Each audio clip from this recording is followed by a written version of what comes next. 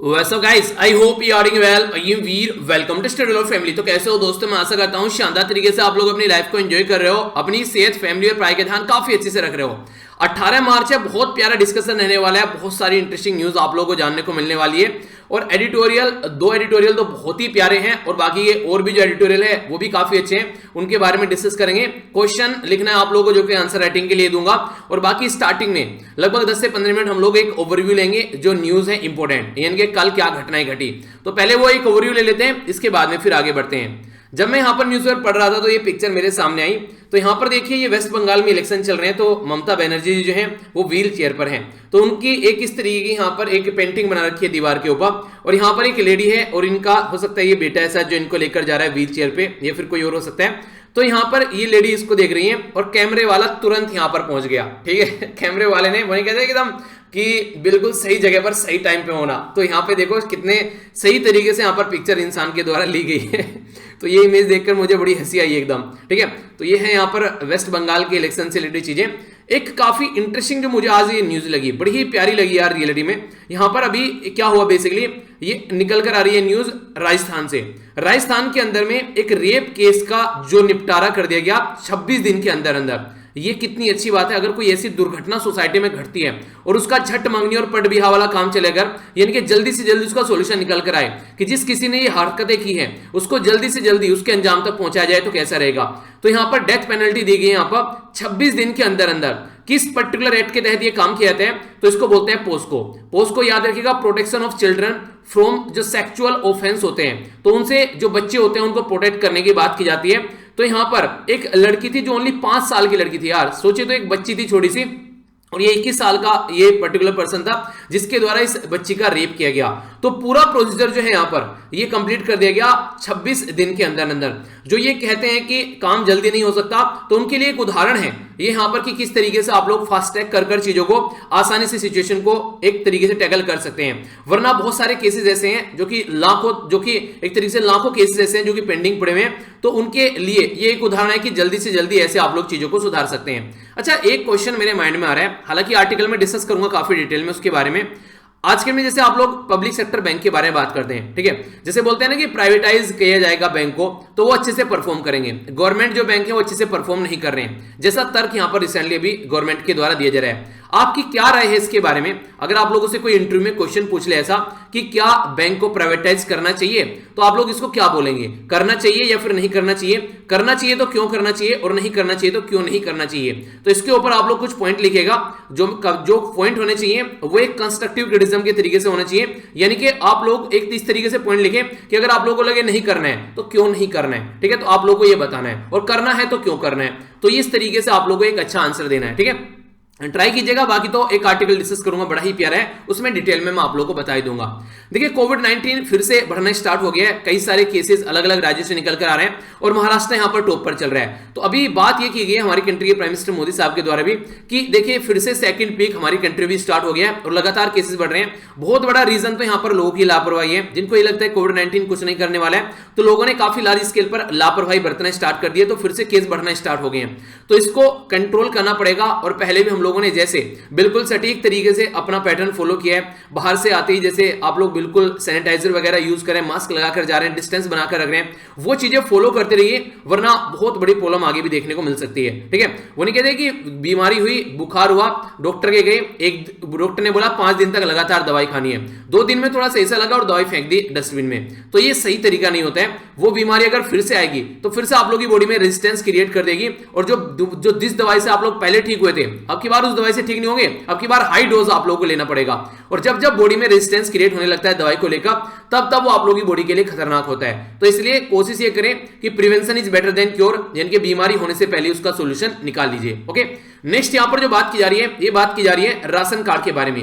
हमारी कंट्री में माना जा रहा है अभी लगभग 3 करोड़ के करीब जो राशन कार्ड है वो कैंसिल कर दिए गए हैं। तो ये यहां पर कई सारे तो ऐसे हैं जिनमें आधार कार्ड लिंक के बारे में बात की जा रही है। आधार कार्ड लिंक देखने को मिल रहा है, किसी में मोबाइल नंबर की प्रॉब्लम है और किसी में जो बैंकिंग के साथ में कनेक्शन नहीं हो पा रहा है। तो इस तरीके से कई सारी दिक्कतें यहां पर देखने को मिल रही हैं। राशन कार्ड देखिए, अगर आप लोग राशन चाहते हैं, कई बार आप लोगों के अकाउंट में जो गवर्नमेंट के द्वारा सब्सिडी दी जाती है वो यहां पर निकल कर आती है, तो ये सारी चीजें एक साथ में कनेक्ट की गई है। हमारी कंट्री में अगर बात करें तो जैसे बोला गया कि एक पर्टिकुलर आप लोगों के पास में अकाउंट नंबर होना चाहिए, मोबाइल नंबर होना चाहिए और आधार होना चाहिए, ठीक है। तो अकाउंट नंबर हो गया, मोबाइल नंबर हो गया और आधार हो गया, तो इनको सबको एक साथ में कनेक्ट किया गया, ठीक है। तो यानी कि एक तरीके से आप लोगों का आधार, मोबाइल नंबर और अकाउंट नंबर अगर मिल जाता है तो गवर्नमेंट की जो भी सर्विस है वो प्रोवाइड कराई जाएगी।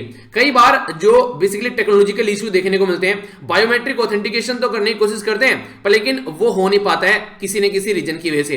तो ये भी कई सारे रीजन यहां पर निकल कर आते हैं। तो ये सब चीजें यहां पर सुधारनी पड़ेगी, क्योंकि इस तरीके से जो लोग खासकर इन्हीं सब चीजों के ऊपर डिपेंडेंट है कि राशन कार्ड से उनको राशन मिलेगा, उनकी जिंदगी आगे बढ़ेगी। तो ये एक तरीके से उनकी लाइफ को हम लोग डिप्राइव कर रहे हैं, क्योंकि भूखे भी इंसान मरते हैं बहुत सारे, और ये प्रॉब्लम देखने को मिलती है। तो इसका थोड़ा सोल्यूशन निकालना पड़ेगा। नेक्स्ट यहां पर जो बात की जा रही है, ये एक काफी बड़ा इशू है, काफी लंबे समय से चला हुआ है, जिसको बोलते हैं बेसिक इनकम। वेस्ट बंगाल की जो प्रेजेंट चीफ मिनिस्टर है उनके द्वारा प्रॉमिस किया गया है कि एक बेसिक इनकम ये यहां पर प्रोवाइड कराएंगे। बेसिक इनकम का मतलब क्या होता है? बेसिक इनकम का मतलब होता है कि कम से कम एक ऐसी इनकम दे देना लोगों को कि अगर उनके पास में जॉब नहीं है, कोई कमाने का साधन नहीं है, तो फिर भी उनकी जो जिंदगी है वो चलती रहे। तो ये इनके द्वारा यहां पर प्रोवाइड कराई गई है। इसके बारे में यूनिवर्सल बेसिक इनकम का नाम आप लोगों ने सुना होगा। इसके बारे में बजट में इकोनॉमिक सर्वे में भी इसके बारे में डिस्कस किया गया था। तो ये लंबे समय से डिबेट डिस्कशन चला हुआ है। कई सारे लोग ये बोलते हैं कि बहुत सारे लोग ऐसे हैं जिनको अगर बेसिक इनकम आप लोगों ने दे दी तो वो बिल्कुल ही काम करना छोड़ देंगे, क्योंकि उनको पता ही है खाने पीने के लिए दाना पानी मिल जाएगा तो काम करने की कोई जरूरत नहीं है। तो जब इसके बारे में एक एनालिसिस किया गया यूनिवर्सल बेसिक इनकम में, यूरोप की कंट्री के अंदर, स्विट्जरलैंड के अंदर भी यहां पर एक एनालिसिस किया गया। लोगों को बोला गया क्या यूनिवर्सल बेसिक इनकम चाहिए, तो वहां पर 80 से 90% लोगों के द्वारा बोल दिया यूनिवर्सल बेसिक इनकम नहीं चाहिए, क्योंकि ये लोगों को प्रेरित करे, ये लोगों को एक तरीके से काम करने के लिए प्रेरित नहीं करेगी, लोगों को और इस तरीके से प्रेरित करेगी कि काम नहीं करना है। तो यानी कि एक तरीके से बिना मेहनत करे अगर कुछ मिल जाता है तो लोग उसका इज्जत नहीं करते हैं। कई बार आप लोगों ने बातें देखी होगी, अगर मेहनत से कोई चीज मिलती है तो आप लोग उसकी बहुत इज्जत करोगे। अभी एक लड़की है, ये साउथ इंडिया में, शायद मुझे याद नहीं आ रहा एग्जैक्टली, शायद तेलंगाना से या फिर आंध्र प्रदेश से उसका मैसेज था, ठीक है। तो उसका अभी एक क्लैरिकल पोस्ट पर सिलेक्शन हुआ है।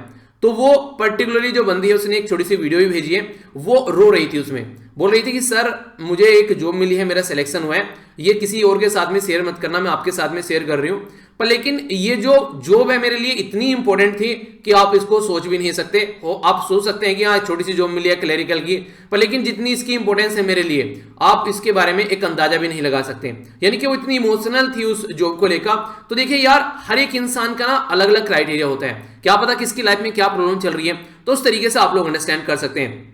तो जब यूनिवर्सल बेसिक इनकम के बारे में बात की जाती है तो यहां पर इंसान जो है अगर उसको क्लैरिकल जॉब जो है एक आसानी से मिल जाती, ठीक है, तो उसकी एक तरीके से इंसान को लगता है मिल गई चलो छोड़ो यार, पर लेकिन अगर हिम्मत करके मेहनत करके मिली है तो उसकी इमोशनलिटी देखो उसके साथ में कितनी टच हो गई है, ठीक है। तो अगर मेहनत करके आप लोगों को कोई भी चीज मिल रही है, आप लोगों ने खूब मेहनत की और वो चीज तब आप लोगों को मिली, तो उसकी आप लोग इज्जत करोगे, और वो इज्जत ही बेसिकली आप लोगों को और ज्यादा डेडिकेटेड बनाती है काम करने के लिए। तो फ्री में अगर चीजें मिल जाती हैं, वो नहीं कहते कि लोगों को मछली प्रोवाइड मत कराओ, उनको मछली पकड़ना सिखाओ ताकि अपने आप पकड़कर वो मछली खा सके, ठीक है। बस ऐसे नहीं कि उनको निकाल कर मछली दे दी उनके हाथ में, इससे आप लोग इंसान को बर्बाद करते हैं। तो उनको कैपेबल बनाइए ताकि खुद से वो अपने पैरों पर खड़े हो सके और इस चीज को लेकर आगे बढ़ सके। कभी भी किसी को भी अपने ऊपर डिपेंडेंट मत बनाइए। डिपेंडेंट बनाकर आप उसकी हेल्प नहीं कर रहे हैं, आप लोग उस इंसान को बर्बाद कर रहे हैं। उसको सपोर्ट करो ताकि वो खुद से अपने पैरों पर खड़ा हो सके, और अगर अपने पैरों पर खड़ा होगा, एक बार खड़ा हो गया, फिर तो आप लोग मिलजुल कर रहो, जितना सपोर्ट करना है करते रहो, क्योंकि डिपेंडेंसी नहीं रहेगी उस इंसान की। पता चला खुदा ना खास्ता मान लीजिए मेरे ऊपर बहुत सारे लोगों की डिपेंडेंसी है, ठीक है, तो अगर कल को मुझे कुछ हो गया तो बहुत सारे जो लोग डिपेंडेंट हैं उनका क्या होगा। तो इसलिए इंसानों को अपने ऊपर डिपेंडेंट मत बनाइए, और इस तरीके से कोशिश करनी चाहिए कि इंसान को सपोर्ट इस तरीके से करना चाहिए कि वो खुद अपने पैरों पर खड़ा हो जाए, ठीक है। तो ये सही तरीका रहता है। तो इसी तरीके से कई बार बोलते हैं, इसके ऊपर काफी कंट्रोवर्सी रहती है यूनिवर्सल बेसिक इनकम के बारे में। आप लोग क्या मानते हैं कि देनी चाहिए नहीं देनी चाहिए? हालांकि कुछ ऐसे भी लोग हैं जो कि बिल्कुल ही कहानी खराब हो जाती है, तो कम से कम भूखे मर जाएंगे तो उनको यूनिवर्सल बेसिक इनकम देने की भी बात की जाती है। तो बैलेंस बनाकर चलने वाली बात हो जाती है, ठीक है। नेक्स्ट यहां पर बात की जा रही है एनआरआईसी के बारे में। क्या बोलते हैं इसको? National register of Indian citizen. तो एनआरआईसी जो है यहां पर, ये हमारी कंट्री में काफी लंबे समय से न्यूज में है। तो अभी यहां पर यूनियन गवर्नमेंट से क्वेश्चन पूछा गया है कि भाई साहब आप लोग ये एनआरआईसी का कर क्या रहे हो? तो गवर्नमेंट ने बोल दिया कि हमारा कोई अभी इरादा नहीं है एनआरआईसी को इंप्लीमेंट करने का, ठीक है। तो ये बात इनके द्वारा बोली गई। तो यहां पर ये क्वेश्चन क्यों पूछा गया, क्योंकि ये वही एनआरआईसी है जब हमारी कंट्री में सिटीजनशिप अमेंडमेंट एक्ट और नेशनल जो पॉपुलेशन जो रजिस्टर है और या फिर नेशनल रजिस्टर ऑफ सिटीजन है, इसको लेकर लगभग 69 लोगों की जान चली गई थी जब प्रोटेस्ट कर रहे थे। तो ये वही चीजें हैं जिनके ऊपर इतना हंगामा था देश के अंदर, और आज के डेट में ठंडे बस्ते में पड़े हुए हैं। और जिन लोगों की जान चली गई उनके बारे में क्या, तो कई सारी ऐसी चीजें आप लोगों को देखने को मिलती है कि एक टाइम पर बहुत बड़ा इश्यू बन जाता है, फिर शांत हो जाता है, उसके बारे में कोई बात नहीं करता, जिनकी जान चली गई तो गई। तो ये भी मुद्दे होते हैं यहां पर। ये काफी इंपॉर्टेंट है केस बोल सकते हैं आप लोग इसको, जो पुलिस में रिफॉर्म के बारे में अगर कुछ लिखने के लिए आता है तो वहां पर आप लोग इसको इंप्लीमेंट कर सकते हैं, ठीक है। जब यहां पर प्रोटेक्ट करने वाला ही खुद ही एक तरीके से मारने वाला बन जाए तो कैसे चलेगा। अभी हरियाणा हाईकोर्ट के द्वारा यही बात बोली गई है कि जो पुलिस है आज की डेट में कई सारे ऐसे केस है कि अपनी पावर का गलत इस्तेमाल करते हैं, और ये जो गलत इस्तेमाल किया जा रहा है ये काफी खतरनाक एक माहौल क्रिएट कर रहा है, क्योंकि पुलिस को एक प्रोटेक्टर की तरीके से देखा जाता है, और प्रोटेक्टर ही यहां पर अगर एक तरीके से इस तरीके की हरकतें करने लगे तो ये बिल्कुल इल्लीगल है। ये डायरेक्ट हाईकोर्ट के द्वारा बोला गया है। तो कई बार आप लोगों ने देखा होगा कि पर्सनल इश्यू को भी यहां पर अपनी पावर का यूज किया जाता है, पर लेकिन एक डायलॉग है, आप लोग उसको आंसर राइटिंग में भी यूज कर सकते हैं, a great power comes with great responsibility. आप लोग के हाथ में अगर कोई भी पावर आ रखी है तो उसके साथ में रेस्पॉन्सिबिलिटी भी है। आप लोग ऐसा नहीं कि इररेस्पॉन्सिबल होकर आप लोग बिहेव करोगे। तो ये इसी के चलते ये बातें की जाती हैं कि अगर कोई पावर है तो उसको ढंग से यूटिलाइज करना है, वो आप लोगों के पर्सनल यूज के लिए नहीं है, वो सोसाइटी के यूज के लिए आप लोगों को दी गई है, ठीक है। नेक्स्ट यहां पर जो बात की जा रही है, ये बात की जा रही है कि सीएम के द्वारा अपील की जा रही है कि जो रिसेंटली अभी सेंट्रल गवर्नमेंट एक पर्टिकुलर बिल लेकर आ रही है जिसमें एलजीएन के लेफ्टिनेंट गवर्नर को ज्यादा पावर दी जा रही है, जो एक तरीके से कंट्रोल किया जा सकता है जो इलेक्टेड गवर्नमेंट है, तो उसके चलते यहां पर क्रिटिसाइज किया जा रहा है। आप लोगों को पता है रिसेंटली अभी यहां पर ये बिल लाने की बात की गई यहां पर, जिसके चलते जो एलजी है उसको ज्यादा पावर दी जा रही है।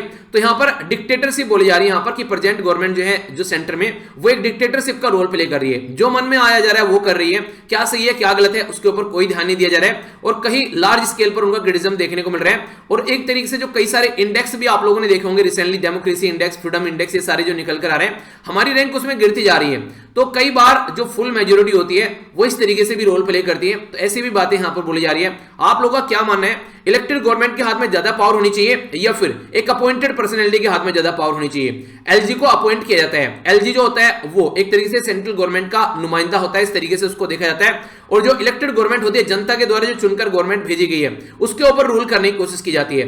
हालांकि कई सारे ऐसे केस है जिसमें बोला जाता है कि एलजी जो है उसको जो बेसिकली इलेक्टेड गवर्नमेंट की एड एंड एडवाइस यानी कि काउंसिल ऑफ मिनिस्टर की एड एंड एडवाइस पर काम करना चाहिए, पर ये कथनी और करनी में काफी ज्यादा डिफरेंस देखने को मिलता है। तो ये फिर से यहां पर एक बड़ा इशू बन गया है अभी यहां पर, तो देखते हैं क्या सॉल्यूशन इसका निकलता है। नेक्स्ट यहां पर जो बात की जा रही है कर्नाटक के अंदर हेल्थ इंफ्रास्ट्रक्चर को इंप्रूव करने के लिए जो बेसिकली हेल्प लेने की बात की जा रही है कॉर्पोरेट की। मतलब क्या, इसका मतलब यह कि आज की डेट में जो प्राइवेट कंपनीज हैं उनको बोला गया कि जो कॉर्पोरेट सोशल रेस्पॉन्सिबिलिटी होती है, देखिए मान लीजिए आप लोगों ने कोई कंपनी स्टैब्लिश करी, उस कंपनी ने उस पर्टिकुलर एरिया में काफी ज्यादा रेवेन्यू जनरेट किया और उसकी वजह से इन्वायरमेंट को नुकसान हो रहा है, वाटर पॉल्यूटेड हो रहा है, पानी एक तरीके से एयर पॉल्यूटेड हो रही है, तो उन कंपनी की रेस्पॉन्सिबिलिटी बनती है कि वो उसका कुछ प्रॉफिट जो है वो शेयर करें ताकि सोसाइटी को इंप्रूव किया जा सके। तो कर्नाटक के द्वारा ये स्टेप उठाया जा रहा है जिसमें कॉर्पोरेट सोशल रेस्पॉन्सिबिलिटी यहां पर बेसिकली इंप्लीमेंट करने की बात की जा रही है कंपनी के द्वारा ताकि हेल्थ को इंप्रूव किया जा सके। तो एक अच्छा स्टेप आप लोग बोल सकते हैं, प्राइवेटाइज करने से ज्यादा बेटर है कि कॉर्पोरेट सोशल रेस्पॉन्सिबिलिटी वाला पैसा आप लोग यहां पर यूज करो।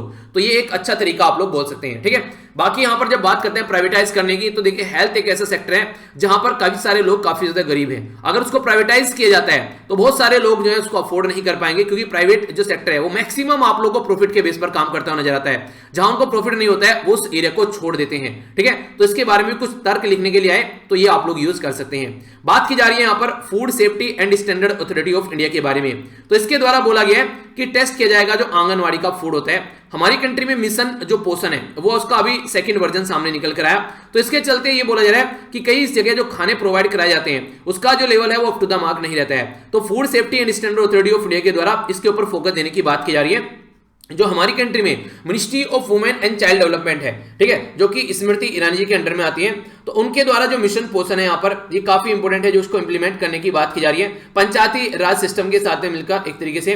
और food safety and standard authority of India, ये हमारी कंट्री में क्या न्यूट्रिशन लेवल है जो बेसिकली उसको मेंटेन रखने की कोशिश करती है। आप लोग को याद होगा हम लोगों ने एक डिस्कस भी किया था आर्टिकल जिसमें बात की जा रही थी कि एक तरीके से जो फैट होते हैं, कई तरीके जो फैट होते हैं सैचुरेटेड फैट के बारे में बात की जा रही थी, तो ये एक तरीके से काफी ज्यादा नुकसान पहुंचाते हैं, ठीक है। उसको भी कंट्रोल करने के लिए FSSAI के बारे में हम लोगों ने बात की थी, ठीक है। तो ये सारी चीजें रिवाइज करते रहिए, तो इसके चलते आप लोग लंबे समय तक चीजों को याद रख पाएंगे। आगे चलते हैं। यहाँ पर वो नहीं कहते कि अपना घर संभल नहीं रहा है, पर लेकिन दूसरों के बारे में जरूर बात करनी है। बोला जा रहा है यहाँ पर पाकिस्तान के जो प्राइम मिनिस्टर इमरान साहब के द्वारा कि इंडिया के साथ में इंडिया को एक तरीके से स्टेप उठाना चाहिए पीस लाने के लिए, यानी कि पीस लाने के लिए। और उसी के बाद फिर क्या बोल रहे हैं कि हमारा ओनली जो बेसिक इशू है वो है कश्मीर। कश्मीर तुम्हारा इशू कैसे हो गया? कश्मीर तो इंडिया का पार्ट है, तो वो तुम्हारा बेसिक इशू कैसे बन गया? तो वैसे तो कह रहे हैं शांति बना के रखना चाहिए, बात करनी चाहिए। और वैसे बात कहां से स्टार्ट की जा रही है? बात की जा रही है लड़ाई से स्टार्ट। तो ये हरकतें आप लोगों को यहां पर देखने को मिलेगी। अभी ऑस्ट्रेलिया एक ऐसी कंट्री बन गई वर्ल्ड में जिसके द्वारा फेसबुक और गूगल को बोला गया कि जो न्यूज एजेंसी है उनको पे करें, उनका जो कंटेंट ये यूज कर रहे हैं। तो इसके चलते हमारी कंट्री में जो सुशील मोदी साहब हैं उनके द्वारा बोला गया कि फेसबुक और गूगल को इंडिया में जो न्यूज एजेंसीज हैं उनको भी पे करना चाहिए। तो अब देखते हैं कि कैसे यहां पर चीजें निकल कर आती है। हमारी कंट्री में ये अभी रिसेंटली न्यूज में है, क्योंकि अभी यहां पर ऑस्ट्रेलिया में ये यहां पर इनको ऑब्लिगेशन लगाया गया है कि यहां पर जो ये यूज कर रहे हैं, यहां पर जो फायदा इनको हो रहा है उसको यहां पर इंप्लीमेंट करके चले, ठीक है। नेक्स्ट यहां पर ये जो बात की जा रही है क्वाड समिट, अभी आप लोगों को देखने को मिली। क्वाड समिट जो है किसके द्वारा हेड की गई? याद है आप लोगों को? यूएसए के द्वारा हेड की गई वहां पर वो। तो ये जो क्वाड समिट थी इसमें 4 ग्रुप हैं, इंडिया है, यूएसए है, जापान है और ऑस्ट्रेलिया है।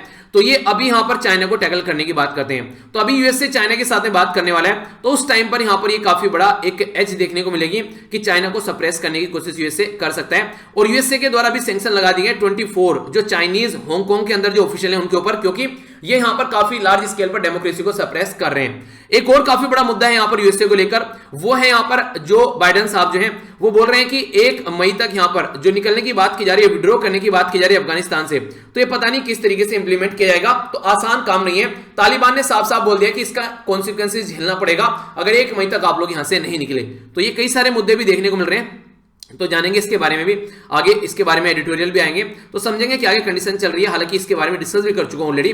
पुतिन साहब जो है उनके द्वारा अप्रूवल कर दिया गया, पुतिन साहब के द्वारा अप्रूवल किया गया था ऑपरेशन, ताकि जो ट्रंप है उसकी हेल्प हो सके। देखिए देखने में लगता था कि रसिया और यूएसए की जो सही नहीं बन रही है, पर लेकिन रसिया और जो यूएसए हैं वो बहुत अच्छे से मिलकर काम कर रहे थे यहाँ पर, क्योंकि जो डोनाल्ड ट्रंप है वो पुतिन के दोस्त थे। तो इसके चलते यहाँ पर ये चाह रहे थे कि जो बाइडेन न जीते, ठीक है। तो रसिया जो है वो एक तरीके से पहले से ही स्टार्टिंग से आप लोगों ने देखा होगा कि जो पुतिन साहब हैं वो डोनाल्ड ट्रंप के काफी ज्यादा करीबी मित्र हैं। और स्टार्टिंग में तो बोला भी गया था कि इनके साथ में नॉर्मल रिलेशन करने, हालांकि वो चीजें इंप्लीमेंट नहीं हो पाई, वो एक अलग बात है। आज का जो आप लोगों का मैप बेस्ड क्वेश्चन है यहाँ पर ये स्ट्रॉम्बोली आइलैंड, तो जाकर इसको मैप में नहीं हारेगा। बाकी काफी कुछ शानदार डिस्कस करेंगे जो एडिटोरियल है आज के द हिंदू न्यूज़पेपर से। बाकी ये 2 वीडियो आप लोग डेली देख सकते हैं। मॉर्निंग में काफी सारे बच्चे फिर से उठना स्टार्ट हो गए हैं, अच्छा लगता है। मॉर्निंग में आप लोग 4 बजे से अपने दिन को स्टार्ट कर सकते हैं मेरे साथ में, जो कि PIB नैनो मैगजीन आती है, ठीक है। एक बच्चे के द्वारा बोला गया नैनो मैगजीन क्या है? नैनो मैगजीन कुछ नहीं है, ये मैंने ही इसका नाम रख रखा है नैनो मैगजीन। इसमें अलग अलग न्यूज़पेपर के article, PIB all India radio के बहुत सारे इंपॉर्टेंट जो चीजें हैं वो कवर की जाती है। तो इसका कंबाइन कर इसको मैंने नैनो मैगजीन बोल दिया, हालांकि नैनो नहीं रह गई है, काफी डिटेल में चीजें डिस्कस होती हैं इसके अंदर भी। चलिए आगे चलते हैं। यहां पर कई सारे इंपॉर्टेंट आर्टिकल हैं, तो उसके बारे में हम लोग समझेंगे काफी डिटेल में। एक तो ये आर्टिकल है यहां पर काफी प्यारा, जिसमें डिफेंस डील के बारे में बात की जा रही है। तो जानेंगे क्या क्या कंडीशन है यहां पर, हमारी कंट्री जो है किस तरीके से अच्छे लेवल पर काम कर सकती है, ठीक है। एक ये वाला आर्टिकल है वैक्सीन हेजिटेंसी के बारे में, तो इसके ऊपर भी नजर डालेंगे आखिर क्या क्या कंडीशन चल रही है, तो इसको भी समझेंगे। डेमोक्रेसी के बारे में यहां पर बात की जा रही है, आज के में क्या कंडीशन देखने को मिल रही है, तो उसके बारे में भी हम लोग थोड़ा सा नजर डालेंगे, ठीक है। तो यहाँ नेक्स्ट यहाँ पर जो ये वाला आर्टिकल है, ये इन्फ्लेशन को टारगेट करने की बात की जा रही है। तो रिजर्व बैंक ऑफ इंडिया को जो टारगेट किया था इन्फ्लेशन टारगेटिंग का, उसके बारे में आर्टिकल है, समझेंगे इसके बारे में। नेक्स्ट यहां पर बात की जा रही है, ये बैंक को प्राइवेटाइज करने की बात की जा रही है। तो बहुत प्यारा आर्टिकल है, काफी डिटेल में डिस्कस करेंगे क्या बैंक को प्राइवेटाइज करके उसको एफिशिएंट बनाया जा सकता है। इंटरव्यू में भी क्वेश्चन आप लोगों से बन सकते हैं इस तरीके के। साइड वाला आर्टिकल यूएसए के इमिग्रेशन प्लान के बारे में बात कर रहे हैं, तो हल्का सा एक ओवरव्यू दूंगा इस आर्टिकल का भी, ताकि पता होना चाहिए कि आप लोगों को चल क्या रहा है। यहां पर जो म्यांमार के अंदर आज के डेट में जो दुविधा चल रही है उसमें यह बोला गया है कि आज की डेट में अगर मोटे मोटे तौर पर आप लोग देखिए तो म्यांमार का सॉल्यूशन जो है वो गांधीयन रूट में है, यानी कि जिस तरीके से गांधी जी की जो आइडियोलॉजी है उसको फॉलो करके इसका सॉल्यूशन निकाला जा सकता है। यहां पर एक लीडर है जिनका नाम है आंग सान सुई की। आंग सान सुई की जो है उनको 1991 में नोबेल प्राइज मिला था। उनको एक तरीके से यहां पर डेमोक्रेटिक प्रोसीजर स्टैब्लिश करने के लिए काफी लंबे समय से उनको जेल में रहना पड़ा और फिर से आज के दिन में वो जेल में है। तो मिलकर चलाने की गवर्नमेंट कोशिश की जा रही थी पर लेकिन आर्मी को वो रास नहीं आई और फिर से उन्होंने जो डेमोक्रेटिकली इलेक्टेड गवर्नमेंट थी उसका तख्ता पलट कर दिया। हमारी कंट्री में 4 राज्य हैं, मिजोरम, मणिपुर, नागालैंड और अरुणाचल प्रदेश, जो कि म्यांमार के बॉर्डर को टच करते हैं। तो हमारी कंट्री में भी कई सारी बार इसके बारे में डिस्कस किया जा रहा है। तो राइटर यहां पर ये बोल रहे हैं कि जो नॉन वायलेंस वाला फंड है वो अगर फॉलो किया जाए, पीसफुल अगर प्रोटेस्ट किया जाए तो यहां पर सॉल्यूशन निकाला जा सकता है। हथियार उठाकर ये इस तरीके से सामने आना तो देखिए आर्मी के सामने टिक नहीं पाएंगे, क्योंकि आर्मी तो जानी उसके लिए जाती है। आप लोग हैं कॉमन पर्सन किस तरीके से आर्मी के सामने टिक पाएगा, तो ये सोचने वाली बात है। तो उसी को यहां पर समझाने की कोशिश की जा रही है कि नॉन वायलेंस का अगर पैटर्न फॉलो करके चलोगे तो इतनी बड़ी जो ताकतवर जो ये पूरे वर्ल्ड पर राज करने वाली ब्रिटिश गवर्नमेंट को उखाड़कर फेंक दिया नॉन वायलेंस ने, तो यहां पर भी एक अच्छा खासा सॉल्यूशन निकाला जा सकता है। तो गांधीयन आइडियोलॉजी को फॉलो करके चला जाए तो एक अच्छा सॉल्यूशन निकल सकता है। ये बातें बोली गई हैं। आज का जो कार्टून है ये काफी इंटरेस्टिंग आप लोगों को देखने को मिलेगा।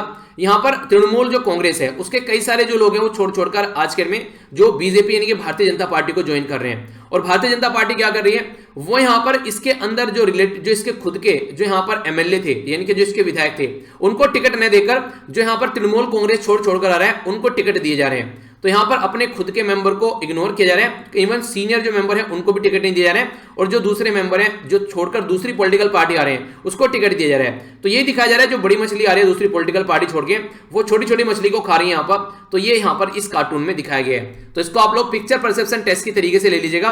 30 से 40 या फिर 40 से 50 शब्द आप लोग लिख लीजिएगा इसके बारे में। एक लिखने की प्रैक्टिस हल्की सी आप लोग की होने लगेगी अगर आप लोग एसएसबी देने जाएंगे तो, ठीक है। तो ये है इसके बारे में बेसिकली एक पॉलिटिकल आप लोग कार्टून बोल सकते हैं।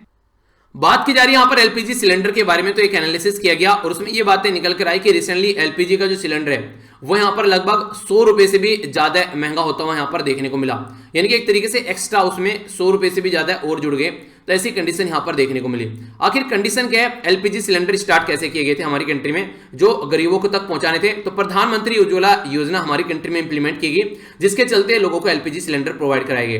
पर लेकिन एलपीजी सिलेंडर प्रोवाइड कराने का मतलब ये नहीं कि वो एलपीजी जो है वो यूज करना स्टार्ट कर देंगे। रीजन इसका ये है क्योंकि एक बार तो सिलेंडर प्रोवाइड करा दिया, भरकर आप लोगों ने सिलेंडर भी दे दिया, पर लेकिन इसकी क्या गारंटी है कि यहां पर वो इतना सस्ता रहेगा कि इसको फिर से रिफिल कर पाएंगे। आज के डेट में बहुत सारे ऐसे घर हैं, अगर गांव वाले एरिया में आप लोग जाएंगे, जो खाना होता है रोटी होती है वो चूल्हे के ऊपर बनाते हैं और जो गैस सिलेंडर वगैरह है वो ओनली चाय वगैरह बनाने के लिए यूज किया जाता है। खासकर अगर कोई घर में मेहमान आ जाता है कि जल्दी से गैस पर चाय बना दी, ठीक है, कोई बाहर से इंसान आ गया, तो इस तरीके की चीजें आज के डेट में भी की जाती है। इसका रीजन यही है कि क्योंकि आज के डेट में भी लोगों को लगता है कि एलपीजी जो सिलेंडर है वो अफोर्डेबल नहीं है। जिस दिन ये इतना अफोर्डेबल हो गया कि यहां पर अगर ये ईंधन वैसा यूज कर रहे हैं उससे ज्यादा सस्ता उनको ये लगने लगे, तब जाकर चीजें सुधरती नजर आएगी। तो इसी के बारे में एक एनालिसिस यहां पर किया गया कि कैसे कैसे क्या क्या प्राइस देखने को मिल रहा है, कितनी कॉस्ट यहां पर बढ़ती नजर आ रही है, और क्या यहां पर अभी रिसेंटली जो बेसिकली बोला जा रहा है कि फायर ऑन जो बोर्ड है यहाँ पे जो फ्री ऑन बोर्ड, ठीक है, तो कितना देखने को मिल रहा है। तो कई सारी ऐसी बातें बताई जा रही है। तो 71% फ्री और 29% पेड करना पड़ रहा है आज के डेट में भी। तो बेसिकली बहुत सारे लोग आज के डेट में भी जो सॉलिड फ्यूल है वो यूज कर रहे हैं as compare to LPG cylinder. आप लोगों के इस एरिया में क्या कोई ऐसी चीज देखने को मिल रही है, आप लोगों का क्या राय है इसके बारे में, तो आप लोग भी अपनी राय शेयर कर सकते हैं, ठीक है। तो ये थी यहाँ पर इसके बारे में बात। आइए अब यहां पर जो आर्टिकल आने वाला है थोड़ा सा डिटेल में डिस्कस करूंगा और आप लोगों से क्वेश्चन भी पूछा जाएगा उसके बारे में, तो आप लोग इसको क्वेश्चन भी बताइएगा कि आप लोग की इसके बारे में क्या राय है, ठीक है। तो आइए चलते हैं आगे, समझते हैं डिटेल में आर्टिकल। पब्लिक सेक्टर बैंक के प्राइवेटाइजेशन के बारे में बात करें जिसको पीएसबी आप लोग बोलते हैं। तो बोला जा रहा है कि यहां पर जो क्वेश्चन है उसमें बोला गया कि पब्लिक सेक्टर बैंक का जो प्राइवेटाइजेशन आप लोगों के द्वारा किया जा रहा है ये सॉल्यूशन नहीं है। ये अगर आप लोग बोलते हैं कि जो भी बैंकिंग के ऊपर जो संकट आ रहा है उसका सॉल्यूशन है, तो ये सॉल्यूशन नहीं है। तो इसके ऊपर आप लोग कमेंट करना है क्या ये सॉल्यूशन है या फिर नहीं। हमारी कंट्री की जो फाइनेंस मिनिस्ट्री है निर्मला सीतारमण जी के अंडर में है और उनके द्वारा अभी डिसइन्वेस्टमेंट की बात की गई, यानी कि प्राइवेटाइज किया जाएगा कई सारी चीजों को और डिसइन्वेस्टमेंट किया जाएगा। डिसइन्वेस्टमेंट और प्राइवेटाइजेशन में क्या डिफरेंस है?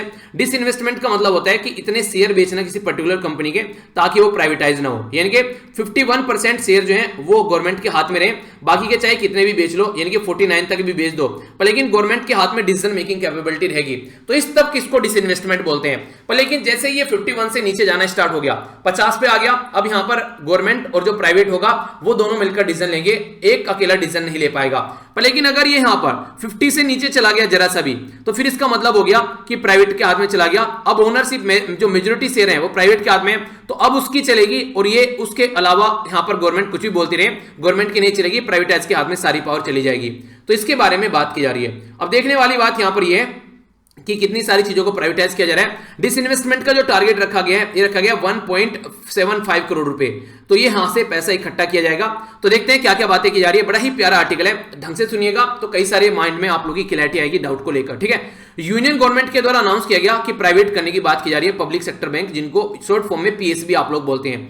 बोला दिया, तर्क क्या दिया गया, यहां पर बोला गया कि इनकी इफिशिएंसी को इंप्रूव हम लोग करने वाले हैं, खासकर एक तरीके से इफिशिएंसी लाएंगे और रिड्यूस करेंगे जो रिस्क रहता है। रिस्क कहेगा ये है एनपीए का। एनपीए क्या है, इसको बोलते हैं नॉन परफॉर्मिंग एसेट्स, यानी कि पैसा तो ले लिया जाता है पर लेकिन वो पैसा रिटर्न नहीं आता है। तो एनपीए कई सारे बैंक यहां पर बढ़ते हुए नजर आ रहे हैं। यहां पर जो राइटर है उसको कंप्लीटली क्रिटिसाइज कर रहे हैं, बोल रहे हैं कि वर्ल्ड में बहुत सारे ऐसे बैंक हैं जो प्राइवेटाइज किए गए थे और वो प्राइवेट जो बैंक है ऑलरेडी वो फेल हो चुके हैं। उनकी इफिशिएंसी जो है वो काफी कंपेयर में काफी कम आप लोगों को देखने को मिलेगी। जो बोला जाता है कि ओनली इफिशिएंसी के नाम पर जो बातें बोली जा रही है, तो ऐसा नहीं है कि प्राइवेटाइज जो है वो सारी चीजें अच्छी रहती हैं। हमारी कंट्री में भी आप लोग देखते हैं कई सारे बैंक जो हैं अभी फेल होते हुए नजर आ रहे थे, ठीक है। येस बैंक के बारे में आप लोग बात कर लीजिए, ठीक है, कई सारी बैंक और देखने को मिले। इसी के चलते अगर बात करें यहां पर जो इफिशिएंसी के बारे में अगर आप लोग बात करते हैं, तो इफिशिएंसी या फिर आप लोग बोलते हैं जो दक्षता बोला जाए अगर यहां पर, तो एपिटोम ऑफ इफिशिएंसी, यानी कि जो दक्षता का प्रतीक है। ऐसा नहीं है कि प्राइवेटाइज दक्षता का प्रतीक है। कंपेयर करके देख लो इसरो को, इसरो प्राइवेटाइज नहीं है, इंडियन स्पेस रिसर्च ऑर्गेनाइजेशन आज के में लोहा माना जाता है ऑल ओवर वर्ल्ड में।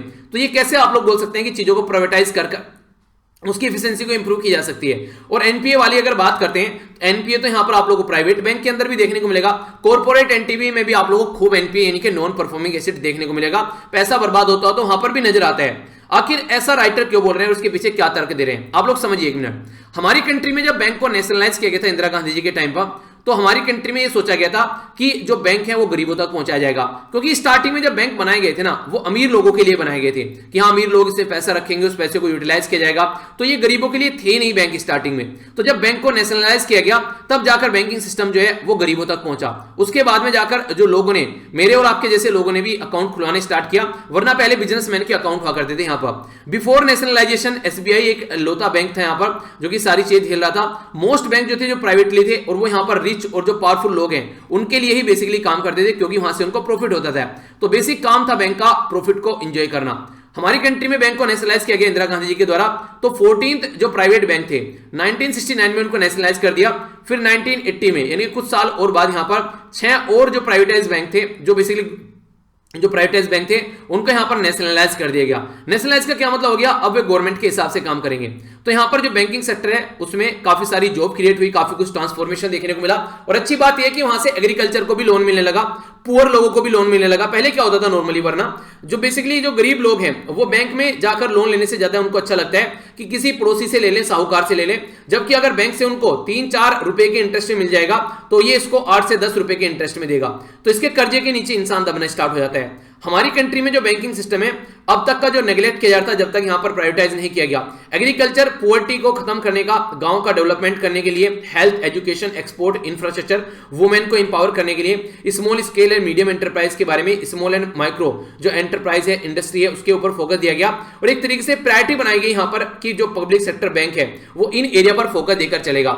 आज की डेट में आप लोगों को अपने गांव में एटीएम देखने को मिल सकता है। मेरे गांव में एटीएम है जो कि पहले नहीं हुआ करता था। तो गांव गांव में एटीएम पहुंच रहे हैं। इवन बैंक तो पहले आज के डेट में नहीं देखने को मिलते, कई सारे गांव ऐसे हैं जहां पर आज भी बैंक देखने को मिलेंगे। तो गांव में बैंक पहुंच रहे हैं। तो यहां से आप लोग समझ सकते हैं ये पॉसिबल किसकी वजह से हो पा रहा है। तो ये इसी वजह से हो पा रहा है क्योंकि हमारी कंट्री में बैंक को नेशनलाइज किया गया। वरना कोई भी गांव में जाकर बैंक अकाउंट, गांव में जाकर कोई बैंक ब्रांच खोलने की कोशिश नहीं करता। उनको ये लगता है कि बैंक अकाउंट खोलना, इतना स्टाफ रखना, वो सारी चीजें करना, उनका खर्चा भी वहां से नहीं निकलेगा अगर किसी पर्टिकुलर गांव में जाकर बैंक खोलते हैं बेसिकली।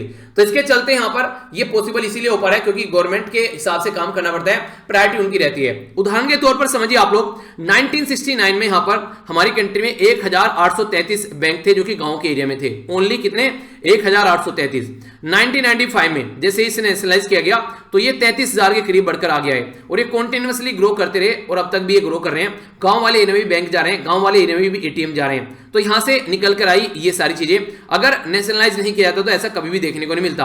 बैंकिंग सर्विस जो है यहाँ पर एक तरीके से रिड्यूस कर रही है डिपेंडेंसी, मनी लैंडरिंग जो रहती है ना, एक तरीके से जो मनी लेंडर होते हैं उनसे जाकर जो गरीब तबका है सोसाइटी का वो पैसा लेता है और ये इसको काफी महंगा पैसा देते हैं ब्याज पर, तो उसके चलते काफी दिक्कत देखने को मिलती है। इसकी वजह से जब बैंक नेशनलाइज किया गया तो वर्किंग कंडीशन जो थी बैंक के एम्प्लॉय की वो काफी बड़ी, हायर वेज उनको मिलने लगी, अच्छी सैलरी सिक्योरिटी मिलने लगी और इसी के साथ में कई सारे और भी फायदे यहाँ पर मिलने लगे जो बैंक के एम्प्लॉय थे। पर लेकिन पहले ये चीजें पॉसिबल नहीं हो पाती थी। जो पीएसबी जो बैंक है यहाँ पर इंडियन इकोनॉमिक अगर ग्रोथ और डेवलपमेंट के बारे में आप लोग बात करते हैं तो यहाँ पर लोग जो है इसके ऊपर ट्रस्ट भी कर रहे हैं, इकोनॉमी का डेवलपमेंट भी हो रहा है और ग्रोथ भी हो रहा है। कई बार प्राइवेट बैंक में लोग विश्वास नहीं करते हैं। आज के भी लोग जो है अगर कोई उनको अपना इंश्योरेंस कराना है तो एलआईसी पर ट्रस्ट करते हैं और सबसे ज्यादा आज के डेट में भी लोग जो हैं वो एसबीआई के ऊपर ट्रस्ट करते हैं। तो इस तरीके से आप लोग अंडरस्टैंड कर सकते हैं। अगर बात करें हमारी कंट्री में ग्रीन ब्लू या फिर जो डेयरी रिवॉल्यूशन लाए गए तो कई सारे रिवॉल्यूशन यहाँ पर बैंकिंग सिस्टम के द्वारा सपोर्ट किए गए और एक सिग्निफिकेंस जो इंफ्रास्ट्रक्चर डेवलपमेंट किया गया वो बैंकिंग सेक्टर की हेल्प से किया गया।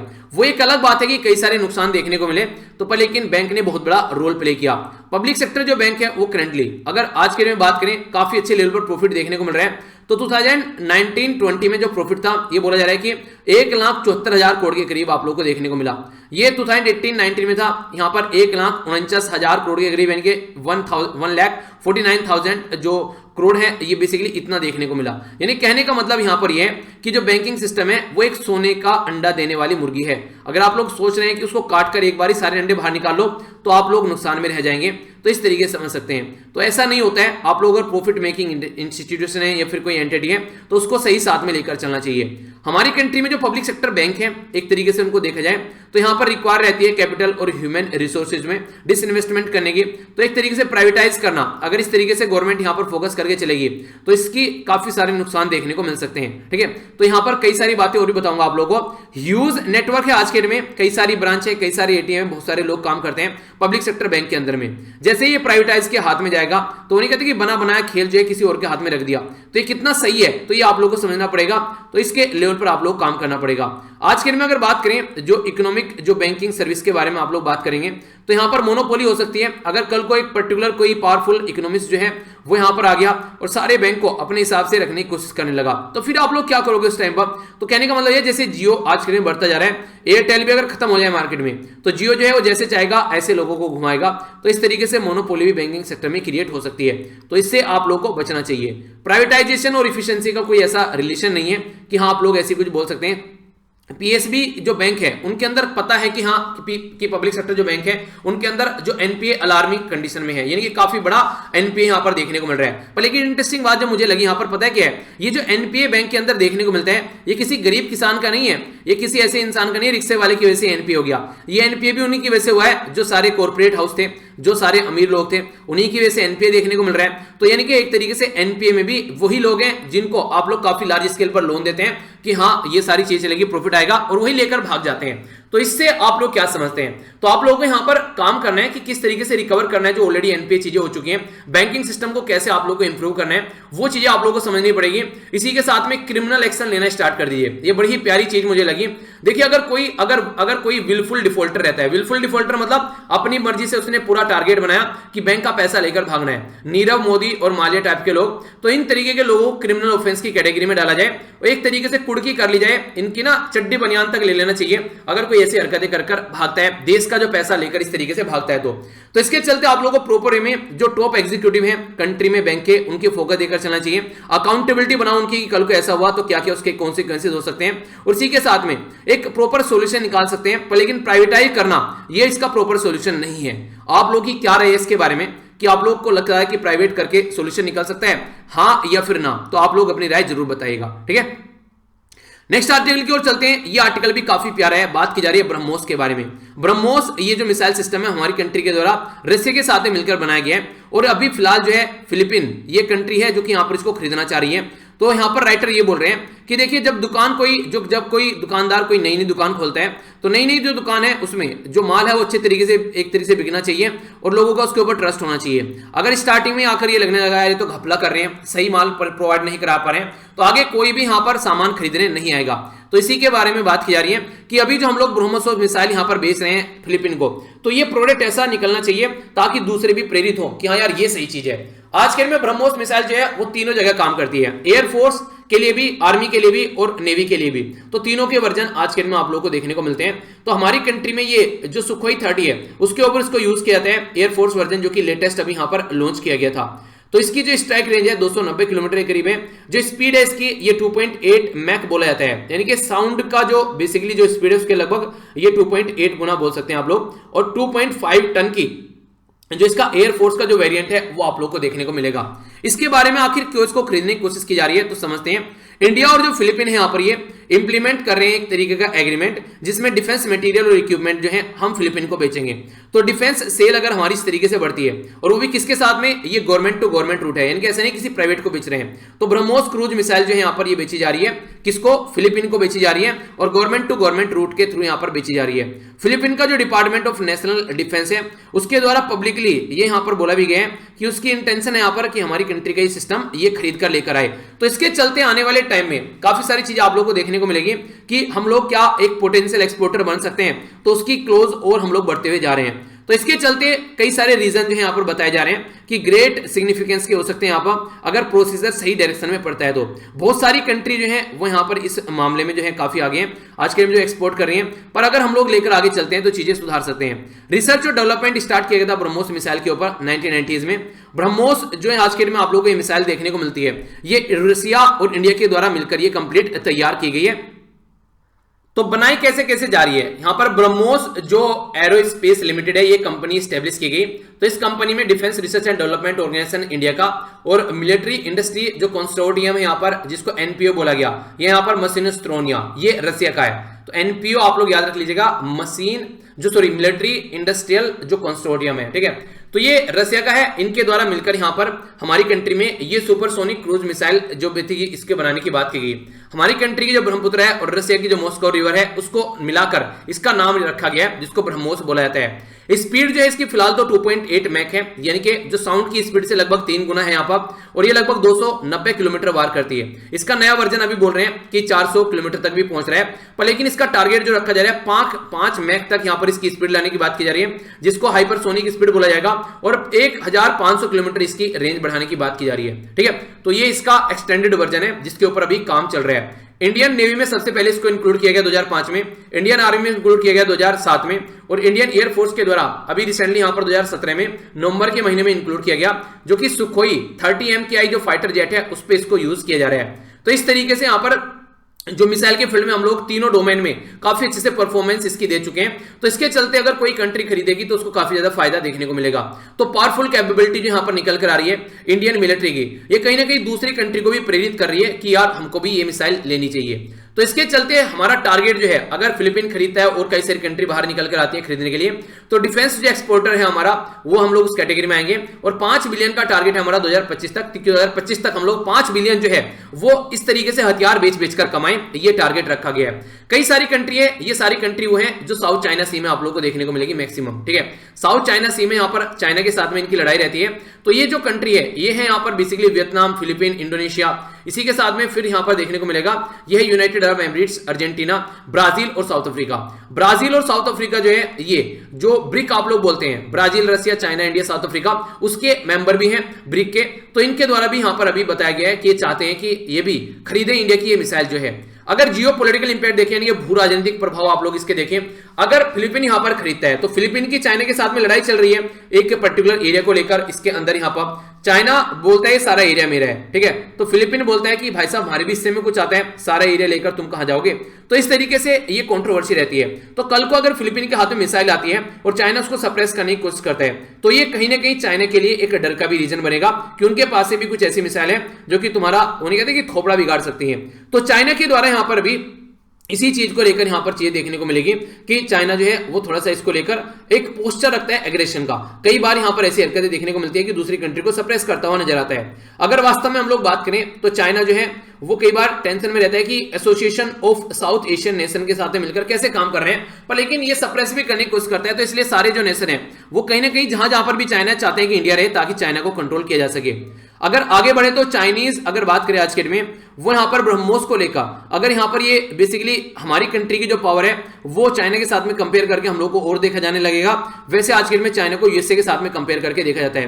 तो इकोनॉमी तो हमारी बढ़ेगी, सॉफ्ट पावर और हार्ड पावर भी हमारी बढ़ेगी। सॉफ्ट पावर होता है लोगों के साथ में कॉन्टैक्ट करना, सही तरीके से अपनी चीजों को आगे लेकर चलना।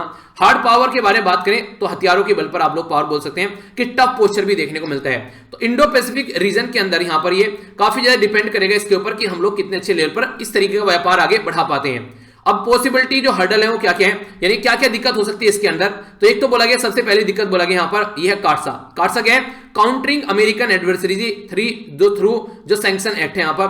तो ये काटसा लाया गया था डोनाल्ड ट्रंप के द्वारा। इसके द्वारा बोला गया था कि ये काटसा अप्लाई किया जाएगा उन लोगों के ऊपर जो हमारे से काफी अच्छा एक तरीके से व्यापार रखते हैं और हमारे दुश्मन से भी रखते हैं। अगर दुश्मन से वो कुछ खरीदेंगे तो उनके ऊपर हम लोग सैंक्शन लगाएंगे, ठीक है। तो तुर्की के ऊपर और चाइना के ऊपर भी उनको पेनलाइज किया गया काटसा के तहत, जिनके द्वारा S-400 जो सिस्टम है यहां पर ये रसिया से खरीदा गया। तो इसके चलते आने वाले टाइम में क्या इंडिया के ऊपर ऐसा कुछ किया जा सकता है। तो बोला जा रहा है कि जो रसिया की कंपनी है वो लगभग 65% जो यहां पर ब्रह्मोस मिसाइल है उसके अंदर कंपोनेंट प्रोवाइड करा रही है।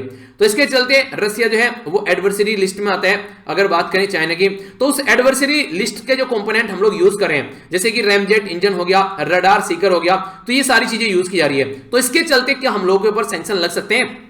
तो ये एक डर है यहां पर। अगर सैंक्शन लेने के डर से दूसरी कंट्री ये भी सोचती है कि यार सामान न खरीदा जाए, क्योंकि पता चला कल को सैंक्शन लगे तो वो भी प्रॉब्लम देखने को मिलेगी। यूएसए जो है वो इंडिया का मेजर डिफेंस पार्टनर है, पर लेकिन अभी ऐसी कोई क्लैरिटी नहीं है कि ये सैंक्शन हमारे ऊपर लगाएंगे, क्योंकि S-400 सिस्टम को लेकर हम लोग आगे बढ़ रहे हैं। AK-23 जो असोल्ट राइफल है उसको लेकर हम लोग आगे बढ़ रहे हैं, और ब्रह्मोस के एक्सपोर्ट के बारे में बात कर ली। ऐसा क्यों बोला जा रहा है, क्योंकि कहीं ना कहीं चाइना को टैकल करने की कोशिश की जा रही है यहां पर। तो ब्रह्मोस अगर यहां पर हम लोग बेचते हैं जो बेसिकली इस पर्टिकुलर रीजन में, तो ये एक तरीके से यूएसए के लिए तो खुशी की बात है कि चाइना को अपने आप ही टैकल कर रहे हैं बिना तुम्हारी सपोर्ट के भी। इंडिया जो है उसके ऊपर अभी छूट रही है उसको काटसा के अंदर, यानी कि काउंटरिंग जो एडवर्सरीज है उसके अंदर यहां पर छूट भी देगी।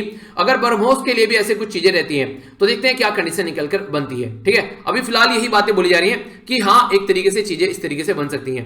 पहली प्रॉब्लम तो ये हो गई यूएसए वाली। दूसरी प्रॉब्लम होगी यहां पर फाइनेंसिंग की। फाइनेंस में बोला जा रहा है कि जो ब्रह्मोस है वो काफी महंगी है, लगभग 2000 करोड़ रुपए बोला गया, यानी कि 275 जो मिलियन है इतनी यहां पर ये देखने को मिलेगी। पेंडेमिक के टाइम पर कई सारी कंट्री की कमर टूट चुकी है, तो क्या इस तरीके से मिसाइल खरीद पाएगी, तो ये भी बात है। इंडिया जो है वो ऑफर कर रहा है 100 मिलियन क्रेडिट, यानी कि बोल रहा है कि तुम क्रेडिट लो 100 मिलियन का, उसके बाद में खरीदो, यानी कि उधार बाद में चुकाते रहना पर प्रोडक्ट खरीद लो। ये बिल्कुल एक तरीके से इसको बोलते हैं कि सही तरीके से बिजनेसमैन बनना। सामने वाले को उधार पैसे दो और उससे बोलो ये सामान मेरे से खरीद ले, क्योंकि पैसे उधारी तो बाद में आ जाएंगे। तो ये कंडीशन आप लोग समझ सकते हैं। चाइना इसी तरीके से लोगों को डेट ट्रैप में फंसाता है, सामने वाले को इतना पैसा दे देता है कि वो देने के लायक ही ना बचे, तो उसके बाद में फिर वो उसके हिसाब से काम करने लगता है। तो ब्रह्मोस जो है वो काफी इंपॉर्टेंट फैक्टर है आने वाले टाइम में हमारी कंट्री की डिफेंस इंडस्ट्री के लिए भी, और इंडो पैसिफिक रीजन के लिए भी, और चाइना को टैकल करने के लिए भी। तो कितना इंपॉर्टेंट है यहाँ पर ये मैंने आप लोगों को बताया। अब देखते हैं कि कितने अच्छे से यहाँ पर ये डील हो पाती है, क्या दूसरी कंट्री भी आगे निकल कर आती है इसको खरीदने के लिए, तो वो सारी बातें भी आप लोगों को पता चल जाएगी, ठीक है। आगे चलते हैं। यहां पर जो बात की जा रही है ये वैक्सीन के बारे में बात की जा रही है, दवाई के बारे में। अभी रिसेंटली अगर बोला जाए तो 392 मिलियन के करीब जो डोज है ऑल ओवर वर्ल्ड में प्रोवाइड कराए सके। अगर हम लोग यहाँ ब्लूमबर्ग जो वैक्सीन ट्रैकर है उसके हिसाब से चले तो 9% के करीब जो यहां पर हमारी कंट्री में बेसिकली डोज प्रोवाइड कराए जा चुके हैं। पर लेकिन अभी जो घबराहट देखने को मिल रही है यूरोप के अंदर, यहां पर यह बोला जा रहा है कि कई सारे जो लोग हैं यहां पर उनको इसके चलते ब्लड क्लोटिंग देखने को मिल रही है बॉडी के अंदर, ब्लड का थक्का जम जाना जिसको आप लोग बोलते हैं। पर लेकिन यहां पर जितना उसका हवा फैलाया गया उतना ही देखने को नहीं मिला। और यहां पर अभी बोला जा रहा है कि वो हवा ही था कि यहां पर एस्ट्राजेनेका जो दवाई यूज की जा रही है वो ब्लड क्लोटिंग कर रही है। पर लेकिन जब यहां पर पूछा गया WHO से और यूरोपियन मेडिसिन एजेंसी से, तो उन्होंने बोला कि इसका कोई आपस में लिंक नहीं है, किसी और रीजन की वजह से दिक्कत देखने को मिल रही है। दवाई जो है वो सही चल रही है, उसके ऊपर कोई डाउट नहीं होना चाहिए। अगर वैक्सीन को लेकर कोई डाउट हो गया लोगों के अंदर तो काफी बड़ी दिक्कत यहां पर हो जाएगी। तो इसी के चलते यहां पर बोला गया है लगभग 40 के करीब ऐसे केस देखने को मिले, पर लेकिन बताए जा रहे थे कि 1000 से 2000 है। तो यहां पर ये गलत है, इस तरीके से चीजें नहीं देखने को मिल रही थी। अभी फिलहाल वैक्सीनेशन जो ड्राइव चलाई जा रही है उसको तो और ज्यादा बढ़ाया जा रहा है। अगर ये कम हो गई तो दिक्कतें देखने को मिलेगी, क्योंकि कोरोना वायरस के केस बढ़ते हुए नजर आ रहे हैं। तो यहां पर दोनों अलग अलग चीजें, उसको आप लोग कंपेयर करके नहीं देखना है, पहले पेंडेमिक को कंट्रोल करना है। नेक्स्ट अगर बात करें गुड रीजन यहां पर ये भी है जिसके चलते यहां पर टेम्परेरी होल्ड अगर किया गया, यहां पर रोका गया है, तो और अच्छे से आप लोग इसको स्टडी कर सकते हैं। आज के डेट में यहां पर एजेड, इसी के साथ में फाइजर, मॉडर्ना, कई सारी ऐसी दवाइयां जो इसको इमरजेंसी ऑथराइजेशन दिया गया, यानी कि रियलिटी में इनका फाइनल ट्रायल कंप्लीट नहीं हुआ था, पर फिर भी इनको यहां पर ऑथराइजेशन दे दिया गया। तो इसके चलते बात यही की जाती है कि क्या यहां पर ये सही तरीके से ऑथराइजेशन दिया गया है, हो सकता है कि कोई दिक्कत देखने को मिले, तो उसी को लेकर आगे बढ़ेंगे, तो जानेंगे क्या क्या चीजें यहां पर। तो ये सारी चीजें जो है रिस्क के ऊपर है, यहां पर अगर रिस्क बढ़ता है तो लोगों का ट्रस्ट होना बंद हो जाएगा, और ट्रस्ट होना बंद हो गया तो लोग दवाई नहीं लेंगे, और फिर दवाई बनाकर आप लोग करोगे क्या, और इसके चलते कोरोना भी नहीं जाएगा। तो रेगुलेटर जो है ऑल द कंट्री, उनके द्वारा एक्सपीरियंस किए गई हैं ये सारी चीजें कि यहां पर एक तरीके से इमीडिएटली एक्टिवेट करें सेंसर, और इसी के साथ में चीजों को कंट्रोल करके रखें, ताकि कोई भी केसेस वगैरह जो है वो भी ना बढ़े, और दवाई जो है वो ढंग से लोगों को प्रोवाइड कराई जा सके।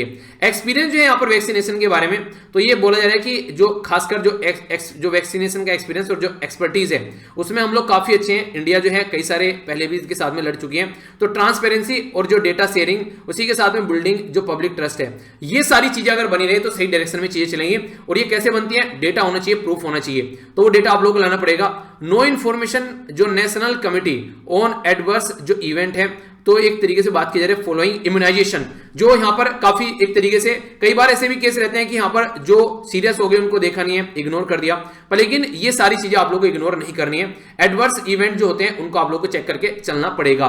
यूएसए का जो centre disease and control and prevention है, उसके द्वारा जो एडवर्स इंपैक्ट है उसको देखा गया, हालांकि ढंग से नहीं देखा गया, कई बार चीजों को इग्नोर भी करके रखा जाता है ताकि दवाई के लिए हेजिटेंसी न बने। अगर वैक्सीनेशन के बारे में बात करें तो सक्सेसफुली वैक्सीनेशन जो प्रोग्राम है ये आप लोगों को देखने को मिला। इसी के चलते यहाँ पर ये जो गवर्नमेंट है, गवर्नमेंट को भी इन सब चीज़ों के ऊपर ध्यान रखना चाहिए, उत्साही रहना चाहिए, अटेंशन देनी चाहिए, और चिंताओं पर भी ध्यान देना चाहिए अगर कोई ऐसी दिक्कत निकल कर आती है तो।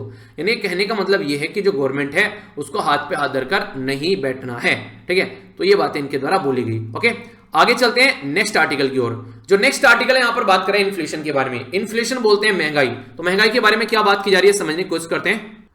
देखिए, रिजर्व बैंक ऑफ इंडिया जो हमारी कंट्री का सेंट्रल बैंक है, उसको यहां पर टारगेट दिया गया था कि आप लोगों को महंगाई को कंट्रोल करना है। और ये जो टारगेट इसका स्टार्ट किया गया था 2016 में, ये टारगेट स्टार्ट किया गया था, और आज के दिन में हम लोग 2021 में बैठे हुए हैं। तो 2021 तक का यहां पर 31 मार्च तक का इसका टारगेट था कि इन्फ्लेशन को कंट्रोल करना है 2 से लेके जो 6 के बीच में, यानी कि 4 + -2, यानी कि 4 में 2 जोड़ दिए 6 हो गया, और 4 में से 2 चले गए तो 2 हो गया।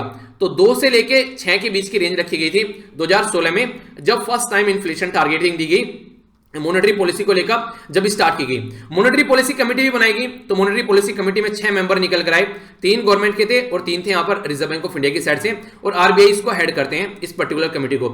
ये डिसाइड करते हैं कि किस तरीके से जो रेपो रेट वगैरह रखना है, क्या क्या रेट रखना है, ताकि इन्फ्लेशन को कंट्रोल किया जा सके। तो जब यहां पर आज के दिन में अगर आप लोग बात करें तो हमारी कंट्री का जो इन्फ्लेशन है, तो एक्सपेक्टेशन के हिसाब से अगर चीजें चल रही हैं, हालांकि देखा जाए, पर लेकिन ऐसा नहीं कि यहीं पर ही हम लोगों ने इन्फ्लेशन टारगेट करना स्टार्ट किया। इन्फ्लेशन तो 1950 से टारगेट करना स्टार्ट कर दिया था हम लोगों के द्वारा। अगर हम लोग बात करें इन्फ्लेशन को लेकर, तो दोनों मिलकर काम करते हैं नॉर्मली। तो गवर्नमेंट ऑफ इंडिया जो है उसकी फिस्कल पॉलिसी होती है, जैसे टैक्स बढ़ाना, कितना खर्चा कहां करना है। आरबीआई जो होता है वो मॉनेटरी पॉलिसी होती है, जैसे इंटरेस्ट रेट, रेपो रेट बढ़ाना घटाना, क्रेडिट रेशो बढ़ाना घटाना, ये सारी चीजें दोनों मिलकर टारगेट करते हैं कि गोल क्या क्या रहते हैं। एक तो इन्फ्लेशन को ही कंट्रोल करना होता है, अकेले कुछ नहीं कर पाएंगे, पता चला इंटरनेशनल लेवल पर प्राइस काफी ज्यादा बढ़ गए तो कहां तक ये सोल्यूशन निकालेंगे। इकोनॉमिक ग्रोथ और जो सोशल स्टेबिलिटी है उसके ऊपर फोकस दिया जाता है। यह है मॉनेटरी पॉलिसी कमेटी के बारे में जो मैंने आप लोगों से बात की। रिजर्व बैंक ऑफ इंडिया जो है वो तभी वोट डालते हैं जब यहां पर टाई हो जाता है, वरना वो वोट नहीं डालते हैं, ठीक है। तो मेजोरिटी डिसीजन के साथ में डिसीजन लिया जाता है। इन्फ्लेशन बढ़ता कैसे है, देखिए, एक तो डिमांड पुल इन्फ्लेशन होता है। अगर मार्केट में प्रोडक्ट कम है और डिमांड ज्यादा बढ़ गई तो इसको डिमांड पुल बोलते हैं, यानी कि सप्लाई नहीं आ रही है पीछे से, तो ये कंडीशन देखने को मिलेगी जिसकी वजह से इन्फ्लेशन बढ़ जाएगा। दूसरा होता है कॉस्ट पुल, यानी कि जो प्रोडक्ट बेचा जा रहा है उसकी कॉस्ट बढ़ गई है, गाड़ी चलाने की पहले और गाड़ी अब चलाने की कॉस्ट बढ़ गई, तो क्या क्यों गैस का प्राइस बढ़ गया।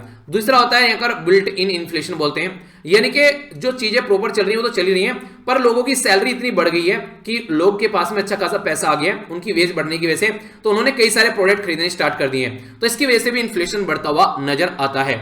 तो ये सारा इन्फ्लेशन जैसे जैसे भी बढ़े उसको कंट्रोल करने का टारगेट दिया गया था मॉनेटरी पॉलिसी कमेटी को, तो उसके हिसाब से इसको कंट्रोल किया जाए। और ये सारा काम जो है मेनली करता कौन है? Reserve bank of India. Reserve bank of India हमारी कंट्री का सेंट्रल बैंक है, जिसको 1935 में बनाया गया था 1 अप्रैल को। इसी के साथ में इसको नेशनलाइज कर दिया गया 1949 में, और फर्स्ट हेडक्वार्टर था इसका कोलकाता के अंदर। बाद में हेडक्वार्टर मुंबई ट्रांसफर कर दिया 1937 में, और यहां पर सर ओसबोर्न स्मिथ, ठीक है, याद रखिएगा यहां पर ओसबोर्न स्मिथ जो है वो रिजर्व बैंक ऑफ इंडिया के गवर्नर थे पहले। ये भी ऐसे क्वेश्चन आप लोगों से वनडे टाइप एग्जाम में कई बार पूछ लेते हैं, ठीक है। कुछ शब्द हैं जिनके बारे में आप लोग याद रखिएगा क्योंकि काफी ज्यादा ये न्यूज में रहते हैं। एक को बोलते हैं माइग्रेशन। माइग्रेशन का मतलब क्या होता है? जब लोग जो है एक जगह से दूसरी जगह पर जाते हैं, इसको माइग्रेशन बोलते हैं। एक को बोलते हैं यहां पर इमिग्रेशन। इमिग्रेशन क्या होता है? जब लोग जो है किसी दूसरी कंट्री में एंट्री करते हैं परमानेंटली वहां पर सेटल होने के लिए। एक होता है एमिग्रेशन। एमिग्रेशन क्या होता है? जब लोग जो है एक कंट्री छोड़ते हैं दूसरी कंट्री में जाने के लिए। तो अपनी कंट्री में से आप लोग एमिग्रेशन कर रहे हैं और दूसरी कंट्री में जाकर इमिग्रेशन कर रहे हैं, ठीक है, तो ऐसा आप लोग बोल सकते हैं। तो इसकी वजह से काफी ज्यादा इंपैक्ट पड़ता है पॉपुलेशन के ऊपर भी।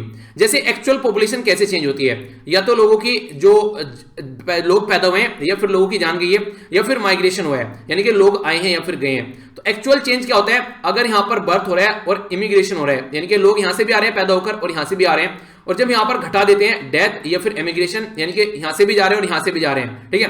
तो ये आप लोगों से क्वेश्चन भी पूछा जा चुका है पहले यहां पर इसके बारे में एग्जाम के अंदर, ठीक है। तो इसके बारे में याद रखिएगा। अभी यूएसए के अंदर जो चल रही है कंडीशन वो इमिग्रेशन को लेकर चल रही है। जैसे डोनाल्ड ट्रंप ने बोला था कि वो लोगों को अंदर नहीं आने देंगे, वो पैटर्न कहीं ना कहीं जो बाइडेन भी फॉलो करते हुए नजर आ रहे हैं, क्योंकि उनका क्रिटिसिज्म हो रहा था कि वो लोगों के लिए ओपन डोर कर रहे हैं, तो इससे यूएसए को काफी नुकसान होगा। तो इसकी वजह से यहां पर ये न्यूज में था, ठीक है। हल्का सा एक आइडिया आप लोगों के माइंड में बेसिकली होना चाहिए। नेक्स्ट जो एक आर्टिकल बच गए यहां पर, ये डेमोक्रेसी के बारे में बात कर रहे हैं। तो डेमोक्रेसी के बारे में जो बेसिकली बात कर रहे हैं वो कुछ ऐसी बातें हैं कि यहां पर ये दिखाने की कोशिश की जा रही है कि ऑल ओवर वर्ल्ड में अगर आज के डेट में आप लोग देखिए कई सारी ऐसी कंट्री जैसे तुर्की के अंदर इरोडगन हो गए, डोनाल्ड ट्रंप हो गए थे यूएसए के अंदर, हमारी कंट्री के अंदर जो हमारे प्राइम मिनिस्टर साहब हो गए, ठीक है। तो कई सारी ऐसी कंट्री हैं जिनको आज की डेट में एक ऑटोक्रेटिक तरीके से देखा जा रहा है। इलेक्ट्रोल ऑटोक्रेसी में हमारी कंट्री की रैंकिंग आ गई है, यानी कि एक सिंगल पार्टी रूल कर रही है, एक डेमोक्रेटिक सिस्टम फॉलो नहीं किया जा रहा है, तो इलेक्ट्रोल ऑटोक्रेसी में आ गए। तो ऑल ओवर वर्ल्ड में अगर एक एनालिसिस किया जाए पिछले 10 सालों का, तो डेमोक्रेसी जो है वो घटती हुई नजर आ रही है। तो डेमोक्रेसी का मतलब क्या होता है? डेमोक्रेसी यानी कि जनता का रूल, जनता का रूल जनता के लिए और जनता के द्वारा। अब्राहम लिंकन साहब के द्वारा ये डेफिनेशन दी गई थी, पर लेकिन रियलिटी में जनता का रूल जनता के लिए जनता के द्वारा रह नहीं गया। अगर कोई पावरफुल गवर्नमेंट आ जाती है तो वो चीजों को उस तरीके से चेंज करती है कि वो सारी चीजें एक अलग डायरेक्शन में चलती हुई नजर आती है।